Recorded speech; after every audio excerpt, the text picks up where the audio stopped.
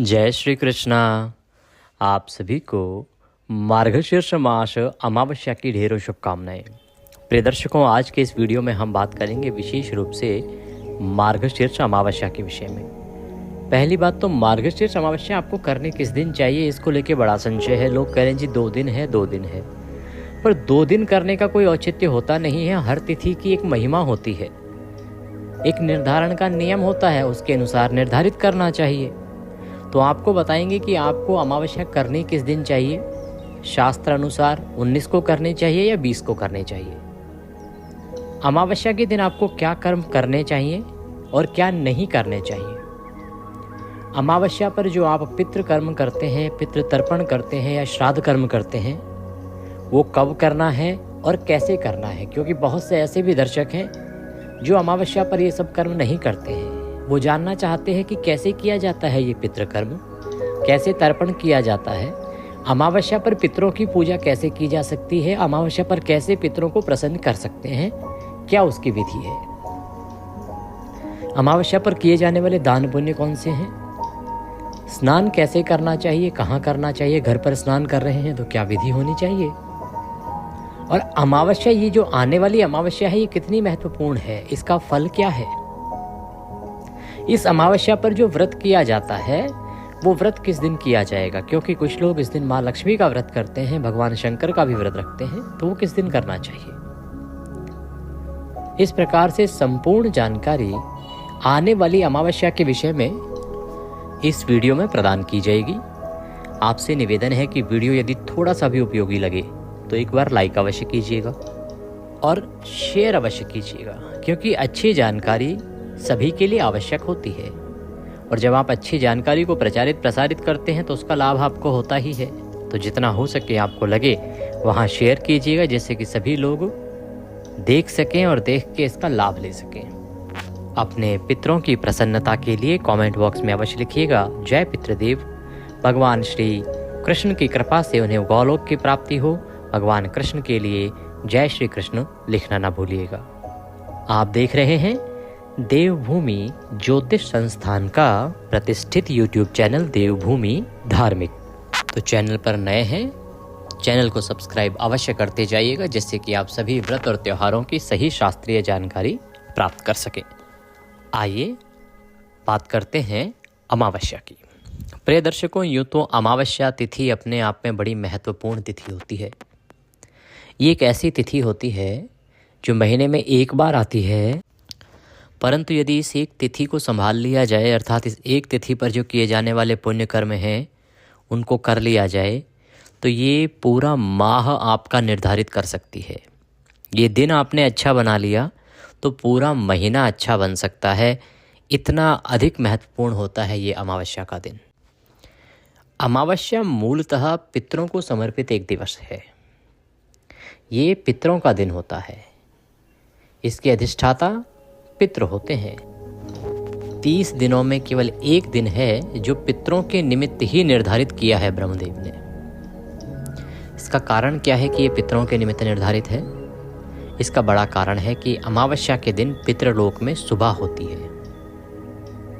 पितृलोक में सुबह होती है क्योंकि हमारे यहाँ के 15 दिन वहाँ की एक रात्रि होती है और अगले 15 दिन वहाँ का दिन होता है। इस प्रकार से हमारा एक महीना वहाँ की एक रात्रि और एक दिन होता है। तो अमावस्या का जो दिन होता है ना, उस दिन पितरों की सुबह होती है। अब आपके जो पितर हैं, जब वो सो के जाग रहे हैं, सुबह हुई है, उस समय उनको भूख भी लगी होगी, प्यास भी लगी होगी। इसको इस प्रकार से समझिए कि जब आप सो के उठें, आपको सो के उठते ही आपके अपने जो प्रियजन हैं वो सुबह सुबह बोलें गुड मॉर्निंग, राम राम, प्रेम से प्यार से ग्रीड करें, प्यार से आपसे बात करें, तो आपको कितना अच्छा लगेगा। देखो मेरे स्वजन, मेरे पारिवारिक जन कितना महत्व देते हैं मुझे। आपके लिए अच्छा सा नाश्ता बना हो, आप खुश हो जाएंगे। इसी प्रकार से आपके पितरों की सुबह हुई है।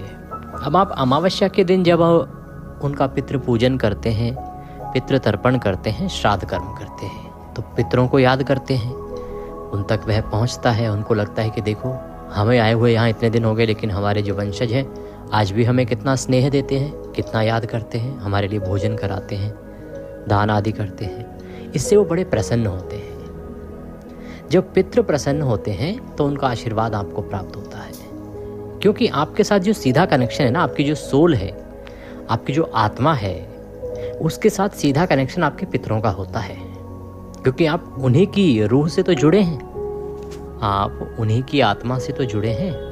तो जो आपका आत्मीय कनेक्शन होता है, आत्मा का आत्मा से जो कनेक्शन होता है ना, वह जुड़ाव के कारण वो आपसे सदा प्रभावित होते हैं। और अगर वो प्रसन्न हैं तो आपका जीवन उनसे सदा प्रभावित रहेगा। वो प्रसन्न हैं तो आपके लिए उत्तम आशीष देंगे, अर्थात आशीर्वाद देंगे। शास्त्र कहते हैं कि अगर पितृ प्रसन्न होते हैं और पितृ आपको आशीर्वाद देते हैं तो इस जगत में कोई भी आपको रोक नहीं सकता। भगवान नारायण स्वयं कहते हैं इसीलिए कि पहले पितृ पूजा बाद में देव पूजा, क्योंकि भगवान भी ये कहते हैं कि भाई पहले देवता तो आपके पितृ ही हैं, आप उनको पहले पूजिए। तो पितरों की पूजा आपको करनी चाहिए। जब वो प्रसन्न होंगे तो आपको आशीर्वाद देंगे, जब वो आशीर्वाद देंगे तो आपके जीवन में अगर कहीं कोई संकट होगा तो वह भी दूर हो जाएगा। मैं ऐसा इसलिए कह रहा हूँ क्योंकि पितृ नाराजगी के कारण ही पितृदोष उत्पन्न होता है, और पितृदोष के कारण, पितरों की नाराजगी के कारण आर्थिक हालात बद से बदतर हो जाते हैं। बद से बदतर, समझ रहे हैं आप? इतने ख़राब हो जाते हैं कि आप एक एक पैसे के मोहताज हो जाते हैं। बहुत मेहनत करने के बाद भी आपका कारोबार नहीं चलता, बहुत मेहनत के बाद भी, परिश्रम के बाद भी, योग्य होने के बाद भी नौकरी मिलती नहीं, मिलती है प्रमोशन नहीं मिलता, या नौकरी चली जाती है। घर में बिना किसी बात के कलेश होता है, कलह होता है। ये निशानी है इसकी, पितृदोष, पितरों की नाराजगी की। परिवार टूट जाते हैं, पति पत्नी में बिना बात के अनबन हो जाती है, रोज चिड़चिड़ चिड़चिड़, माहौल खराब, यहाँ तक कि वंश वृद्धि तक रुक जाती है पितृदोष और पितरों की नाराजगी के कारण। संतान होने भी बंद हो जाती है। इसीलिए पितरों को पूजना आवश्यक है। और फिर मैं यही कहूँगा कि प्रत्येक अमावस्या पर नियम बना लीजिए। जैसे ही अमावस्या तिथि आएगी उससे एक दिन पहले ही अपनी तैयारी कर लीजिए। सुबह उठ के स्नान आदि से निवृत्त होकर सबसे पहले पितृ कर्म कीजिए अमावस्या के दिन। कुछ नहीं है, 20 मिनट, आधा घंटे का काम है, उसके बाद पूरा जीवन आपका है। ये आधा घंटा आपका महीना निर्धारित कर देगा। आप करके देखिएगा, आपको लाभ निश्चित मिलेगा, मैं कह रहा हूँ। जैसे ही 2-3 अमावस्या भी आपने कर लिया ना, आपके जीवन में परिवर्तन आने लगेगा, आपके आर्थिक हालात बदलेंगे, जीवन के संकट जो हैं वो दूर होंगे। तो इसलिए ये अमावस्या तिथि महत्वपूर्ण होती है। इस दिन माता लक्ष्मी का व्रत भी किया जाता है, और इस दिन भगवान शंकर और गौरी शंकर की पूजा भी की जाती है, क्योंकि ऐसा माना जाता है कि इस दिन उनका व्रत करने से भगवान शंकर, माता लक्ष्मी प्रसन्न होते हैं और उनके आशीर्वाद से धन धान्य की प्राप्ति होती है। तो बड़ा महत्वपूर्ण दिन है ये आने वाला मार्गशीर्ष मास अमावस्या। अब इस आने वाली अमावस्या में ऐसा क्या है? तो प्रिय दर्शकों, आपको मैंने पहले भी बताया कि ये जो मार्गशीर्ष मास है ना, ये कार्तिक मास से भी 1 करोड़ गुना अधिक फल देने वाला है। जब पूरा महीना 1 करोड़ गुना अधिक फल देने वाला है तो इसकी हर एक तिथि भी तो उसी प्रकार से है। इसकी हर एक तिथि कार्तिक की तिथि से भी अधिक पुण्य देने वाली है, इसलिए ये अमावस्या महत्वपूर्ण है। अब बात करते हैं कि इस अमावस्या पर आपको करना क्या चाहिए, पितृ पूजा कैसे करेंगे, पितरों को प्रसन्न कैसे करेंगे। सबसे पहले स्नान से आरंभ करते हैं। अमावस्या पर स्नान की बड़ी महिमा है। आप स्नान के लिए गंगा जी जा सकते हैं, या प्रयाग जा सकते हैं, संगम में जा सकते हैं। जो ना जा पाएं वो घर पर ही पवित्र स्नान कैसे करेंगे, जो नहाने का आपका पात्र है ना, उसमें पहले थोड़ा सा गंगा जल भरिए। गंगा जल भर के फिर उसमें शुद्ध जल भरिए, और शुद्ध जल भर के उससे आप हर हर गंगे बोलते हुए उत्तर दिशा की ओर मुख करके स्नान कर लीजिए। ये स्नान आपके लिए उत्तम फलदायी होगा। अगर संभव हो तो उसमें थोड़े से काले तिल डाल लीजिएगा। बड़ा कल्याणकारी स्नान है ये अमावस्या के दिन। जो लोग गंगा स्नान को ना जा सकें वो घर बैठे इसका फल ले सकते हैं। स्नान करने के बाद स्वच्छ वस्त्र धारण कीजिए। आज के दिन एक बात का ध्यान रखिएगा कि किसी भी पेड़ पौधे में अगर आप पानी दे रहे हैं तो उसकी कोई पत्ती आपसे ना टूटे, कोई पत्ता ना टूटे, कोई फूल ना टूटे, क्योंकि अमावस्या के दिन फूल और पत्ती तोड़ना अपराध तुल्य है। अगर आपने फूल पत्ती तोड़ी, आपके कारण किसी भी वृक्ष की फूल पत्ती टूटी, तो उससे घोर पाप लगता है। इसीलिए पूजा के लिए भी अगर आपको फूल पत्ती चाहिए तो जो माली होता है, जिसका ये काम है, उससे आप लीजिएगा। स्वयं फूल पत्ती कभी भी, न केवल आने वाली अमावस्या, किसी भी अमावस्या पर नहीं तोड़िएगा। अब एक लोटा लीजिए, तांबे का या पीतल का, अच्छे से मांज के उसमें पहले थोड़ा सा गंगाजल भरिए, फिर शुद्ध जल भरिए। कम से कम एक पत्ता तुलसी का उसमें डालिए। काले तिल हैं तो काले तिल डालिए, और अगर कुशा है तो कुशा डालिए। सारी वस्तुएं उसमें लोटे में डाल के आसन लगा के बैठ जाइए, दक्षिण दिशा की ओर मुख करके। लोटे को अपने सामने रखिए और गीता के 7वें अध्याय का पाठ कीजिए या सुनिए। गीता का 7वां अध्याय हम आपके लिए प्रत्येक अमावस्या पर अपलोड करते हैं, और पहले से भी बहुत सारे पाठ अपलोड किए हुए हैं। मैं यहाँ लिंक दे दूँगा, आप उसको अभी सेव कर लीजिएगा जब आप ये वीडियो देख रहे हैं तभी, जिससे कि आपको वह पाठ आसानी से मिल जाए। गीता के 7वें अध्याय का उसमें मैं पाठ सुनाऊंगा आपको, उसको सुनिएगा। सुनने के बाद इस पाठ का पुण्य आपने अपने पितरों को अर्पित करना है, और जो लोटे में जल है इससे तर्पण करना है।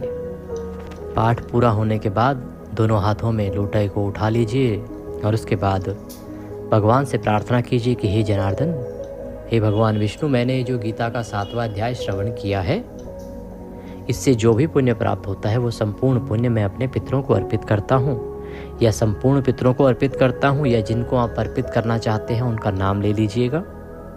उनके साथ आपका जो संबंध है वह बोलिएगा कि इनको मैं ये अर्पित करता हूँ, ये इन्हें प्राप्त हो और ये तृप्त हो। उसके बाद उस जल से तर्पण कीजिएगा। तर्पण कैसे? एक दूसरा बड़ा पात्र लीजिए और सीधे हाथ में अंगूठा और उंगली के बीच का जो क्षेत्र है ना, खाली जो क्षेत्र है, वहाँ से जल को दूसरे पात्र में छोड़ना है आपने। ये पितृ तीर्थ है, यहीं से जल अर्पित किया जाता है पितरों को। ध्यान दीजिएगा कि मुख दक्षिण की ओर हो, और यह स्थान जब आप जल अर्पित कर रहे हैं तो भी दक्षिण की ओर ही जल गिरना चाहिए। दूसरे पात्र में ऐसे जल छोड़ते हुए तर्पण कीजिएगा। मंत्र मैं आपको उसी वीडियो में बता दूंगा, क्योंकि उसमें विधि भी बताऊंगा मैं आपको, पाठ सुनाऊंगा, और पाठ के बाद कैसे आपने ये तर्पण करना है वो भी बताऊंगा, और उसमें साथ में मंत्र भी बताऊंगा कि क्या मंत्र बोलते हुए तर्पण करना है। तर्पण करके, और यह जो जल है, अगर रविवार का दिन हो तो पीपल में नहीं देना, किसी अन्य पौधे में दे दीजिएगा, और रविवार का दिन नहीं है तो अन्य कोई दिन है तो पीपल के वृक्ष में दें, सर्वोत्तम है।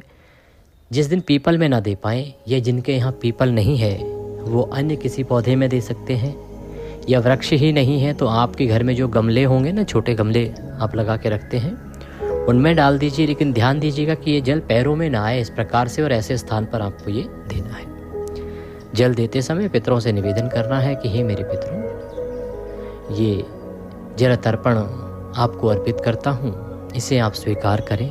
मेरे जीवन में जो संकट हैं उनको दूर करें। आप नाराज हैं तो प्रसन्न हों और इससे तृप्त हों, और तृप्त होकर मुझे आशीर्वाद दें। आपके जीवन में जो परेशानी है, आप उनकी सोल के साथ, उनकी आत्मा के साथ कनेक्शन जोड़िए, उनसे निवेदन कीजिए कि मैं इतना परेशान हूँ, आप देखिए मेरे घर के हालात क्या हो गए हैं, रोज़ रोज़ का झगड़ा है, आर्थिक हालात क्या हो गए हैं, या मैं संतान प्राप्त नहीं कर पा रहा हूँ। निवेदन कीजिए पितरों से, आपके पितृ प्रसन्न होंगे। जो परेशानी है उसमें आपको लाभ मिलेगा। निवेदन करते हुए वह जल अर्पित कर दीजिएगा। ये बड़ा उत्तम कर्म है, इससे लाभ निश्चित मिलता है, ऐसा शास्त्र कहते हैं। तो आप भी कीजिएगा। मैं तो बहुत लंबे समय से करता ही आ रहा हूँ, क्योंकि मेरे जो दर्शक हैं वो जानते हैं कि मैं कोई भी चीज़ अगर बताता हूँ तो मैं वही बताता हूँ जो मैं अपने जीवन में कर रहा होता हूँ। ऐसा नहीं कि मैं सिर्फ बताता हूँ, बताता नहीं, पहले मैं करता हूँ तो फिर बाद में बताता हूँ। तो इस प्रकार से तर्पण करके पाठ के निमित्त किसी पंडित जी को बुलाया है, उनसे पाठ करवाया है, तो उनको दक्षिणा दीजिए। और यदि हमारे यहाँ से सुन के आप कर रहे हैं और हमें दक्षिणा भेजना चाहते हैं तो आपकी स्क्रीन पर नंबर आ रहा होगा, उस पर आप दक्षिणा भेज दीजिएगा, या जो QR कोड साथ में है उसको स्कैन करके भी भेज सकते हैं। आपके लिए अगर संभव है तो आप ब्राह्मण को भोजन कराइएगा, निमंत्रण दीजिए, ब्राह्मण को बुलाइए, उनको भोजन कराइए और दान दक्षिणा आदि देके उनको विदा कीजिए। ये अगर आप आर्थिक रूप से संपन्न हैं या आपके आसपास ब्राह्मण बुलाना संभव है, आपके लिए भोजन कराना संभव है, तो कीजिएगा, बड़ा उत्तम होता है। तो फिर क्या करेंगे कि वो भी तर्पण करा सकते हैं पंडित जी भी आके। अगर ब्राह्मण को ना बुला पाएँ तो इस दिन कुछ दान अवश्य कीजिएगा। जैसे आप भोजन बना के मंदिर में दे आइए, मंदिर में ना जा सकें देने के लिए तो आसपास कोई योग्य ब्राह्मण हो, योग्य ब्राह्मण, ध्यान दीजिएगा, योग्य ब्राह्मण को ही यह दान आदि देना चाहिए। दूसरा, आप सूखा थोड़ा आटा ले लीजिए, चावल ले लीजिए, दाल चीनी आदि लीजिए, उसमें दक्षिणा रखिए और वह मंदिर में दे आइए। अगर बना हुआ खाना ना दे पाए तो सूखा भोजन की सामग्री आप दे आइए, पर दीजिएगा, बड़ा उत्तम होता है। और अगर ये ना कर पाए तो ये जो आपको गीता के 7वें अध्याय का मैंने बताया है, इसके लिए तो कहीं जाने की भी आवश्यकता नहीं है, घर पे ही करना है। ये कीजिएगा, आपको लाभ मिलेगा। ये कर्म हैं जो अमावस्या पर करने चाहिए। इस प्रकार से श्राद्ध कर सकते हैं आप ब्राह्मण को भोजन आदि करा के, या ना बुला पाए तो आप मंदिर में दे आइएगा। कुछ भी ना कर पाए तो गीता के 7वें अध्याय वाला जो मैंने बोला है इसको अवश्य कीजिएगा। इसके अतिरिक्त सायंकाल को पीपल पर अगर आप दीपक जला पाएँ तो बड़ा ही कल्याणकारी होता है। तो अगर संभव है तो सायंकाल को पीपल पर एक दिया जलाइएगा अपने पितरों के नाम का। ये अमावस्या के कर्म हैं जो आपको करने चाहिए, बड़े ही कल्याणकारी, बड़े ही उत्तम फलदायी होंगे। जो माता बहन इस दिन लक्ष्मी जी का व्रत करती हैं या भगवान शंकर का व्रत करती हैं, उनको सुबह उठ के स्नान आदि से निवृत्त होकर स्वच्छ वस्त्र धारण करके और फिर भगवान का पूजन करना चाहिए। पंचोपचार से पूजन कीजिएगा। मंदिर में आपने माता लक्ष्मी स्थापित की हैं तो वहीं कर सकते हैं, भगवान शंकर की पूजा वहीं कर सकते हैं, या चौकी पर उनको स्थापित कीजिए। स्नान के रूप में जल के छींटे दीजिए, वस्त्र के रूप में मौली का टुकड़ा अर्पित कीजिए, मौली तोड़ के तिलक कीजिए, अक्षत लगाइए, पुष्प अर्पित कीजिए, धूप दीप दिखाइए, नैवेद्य के रूप में भोग अर्पित कीजिए। भोग अर्पित करके पुनः जल के छींटे दीजिए आचमनी के रूप में और हाथ जोड़ के नमस्कार कीजिए और कथा सुनिए। अमावस्या की कथा हम आपके लिए अपलोड करेंगे, वह कथा श्रवण कीजिए। कथा सुन के नियमों के अनुसार दिन को व्यतीत कीजिए और इस प्रकार से इस व्रत को पूर्ण कीजिए। जो लोग व्रत कर रहे हैं उन्हें भी पितृकर्म अवश्य करना चाहिए। तो जो तर्पण की विधि मैंने बताई है, गीता के 7वें अध्याय की विधि मैंने आपको बताई है, उसका लाभ अवश्य लीजिएगा। ये पितृ तर्पण वाला काम आपको भी करना है, चाहे आप व्रत कर रहे हैं तो। यहाँ पे प्रश्न ये भी आता है, बहुत सी माताएं पूछती भी हैं अक्सर कि क्या पंडित जी लेडीज़ कर सकती हैं क्या, औरतें कर सकती हैं क्या? हाँ जी, औरतें तर्पण कर सकती हैं, लेडीज़ तर्पण कर सकती हैं, कोई दोष नहीं है अपने पितरों का। यहाँ तक कि अपने ससुर के लिए भी तर्पण किया जा सकता है महिलाओं के द्वारा। माता सीता स्वयं उदाहरण है, उन्होंने भी अपने ससुर का श्राद्ध कर्म आदि किया था। एक काम जो इस दिन आपको भूल के भी नहीं करना है वो ये है कि दूसरे का अन्न नहीं खाना है, दूसरे का दिया हुआ अन्न ग्रहण नहीं करना है, अन्यथा आपका पूरे महीने का जो पुण्य है जो आप बड़ी मेहनत से कमाते हैं वो सब क्षीण हो जाएगा, उसको चला जाएगा। ये शास्त्रीय नियम है कि अमावस्या के दिन जो दूसरे को अन्न देता है तो खाने वाले का सारा पुण्य उसे प्राप्त हो जाता है। इसीलिए इस दिन अन्न दान कीजिए, किसी का अन्न ग्रहण ना कीजिए। यहाँ तक कि आप ऑफिस में भी किसी कोलीग का अगर लंच शेयर करते हैं तो वह भी नहीं करना अमावस्या के दिन। और किसी से कुछ ले रहे हैं तो बदले में कुछ पैसे अवश्य दीजिए। हाँ, कुछ स्थानों पर जैसे गुरु के आश्रम में, गुरु के घर पे, माता पिता के घर पे, भाई के घर पे, ससुराल में, इन स्थानों पे खाया जा सकता है और ननिहाल मामा के यहाँ पे खाया जा सकता है। बाकी कहीं किसी का अन्न नहीं खाना अमावस्या के दिन। बात करें कि अमावस्या है कब, तो प्रिय दर्शकों, जो दर्शक हमारे यूके, कनाडा या अमेरिका से हमें देख रहे हैं, इन सभी स्थानों पर अमावस्या 19 तारीख को करनी चाहिए। इसका कारण ये है कि इन तीनों ही प्रदेशों में, इन तीनों ही देशों में सूर्य उदय से पहले अमावस्या आ जाएगी। तो 19 तारीख को ही उदया तिथि मान के अनुसार अमावस्या है इन देशों में, अमेरिका, यूके और कनाडा में। अब बात करते हैं हमारे देश भारत की। भारत में अमावस्या तिथि जो है वो आरंभ हो रही है 19 तारीख को सुबह 9:43 पर और 20 तारीख को 12:16 पर समाप्त होगी। इस तिथि का निर्धारण उदया तिथि के अनुसार होता है कि जब सूर्य का उदय अमावस्या में हो तो अमावस्या मनाई जानी चाहिए, पितृकर्म के लिए उत्तम होती है। इसीलिए आपको ये अमावस्या का कर्म करना चाहिए 20 तारीख को। 20 नवंबर को आप पितृकार्य अमावस्या करेंगे। व्रत आदि जो करते हैं वो भी 20 को करेंगे। उदया तिथिमान के अनुसार अमावस्या 20 को है। ये जानकारी भारत के लिए है, इंडिया के लिए है। तो इस प्रकार से हमने USA, कनाडा और UK का बताया, क्योंकि वहाँ उदया तिथिमान के अनुसार 19 तारीख को ही अमावस्या है, सूर्य के मुख से अमावस्या है, तो 19 को कीजिए। भारत में जो लोग रहते हैं वो 20 तारीख को अमावस्या कीजिए। पितृ तर्पण की बात करें तो देखिए, पितृ तर्पण या जल अर्पण की जो सबसे उत्तम मुहूर्त होता है वो होता है कुतुब काल, जो लगभग 11:30 से और 12:15 के बीच में होता है भारतीय समय के अनुसार।